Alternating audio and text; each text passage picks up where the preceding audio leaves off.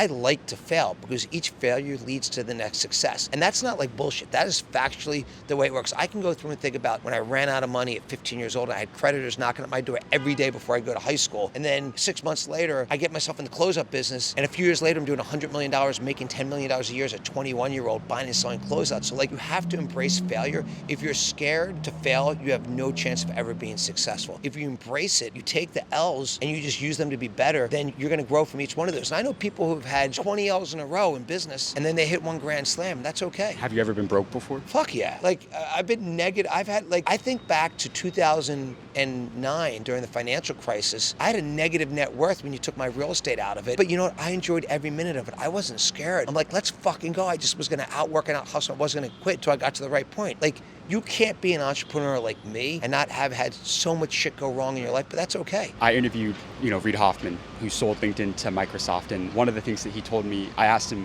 what he would do if he had to make $1 billion in a year, and he said, I almost never think in 1 year, I think in 10. Do billionaires think in decades? I mean, I think in lifetimes. So, I mean, to me, a decade's a short period of time. I mean, I want to figure out how, when I'm not on this earth anymore, Fanatics is beloved by hundreds of millions or billions of fans. And again, we're just getting started at that. Like, you look back and you say, we've done a lot of things right, we've done a lot of things wrong, that's part of growing a business, but that is my dream, that is my passion. So if you think short term, you're gonna make a lot of mistakes. If you think long term, really long term, you really build it to last. Do you think everybody's built for entrepreneurship? No, I definitely don't think everyone's built for entrepreneurship. I think that if you're not comfortable working your ass off, if you're not comfortable failing multiple times, everyone doesn't need to be an entrepreneur. I think people that watch your show, they're built for this. They want to learn from this. So I think you even have that mentality. You're always learning from everybody around you. You're always, just gaining information. You're gonna out hustle, out work. I think you got a real shot, but it's definitely not for everybody. If you died tomorrow and you had one more guiding principle to leave with the younger generation, what would that be? Love doing what you do. Life is too short. If I'm dead, that means life wasn't long enough. You have to love what you do. I find so many people who are like, they don't like their job. They don't like this. You get to live one life. You gotta love every fucking minute. Like, you can see how passionate I am, how much I love this. I'm the same way I've been since when I was that 8-year-old little kid selling trading cards or selling snow shoveling door to door. You have to love what you do, and I love what I do. You got incredible advice, my friend. Thank you so much for your time.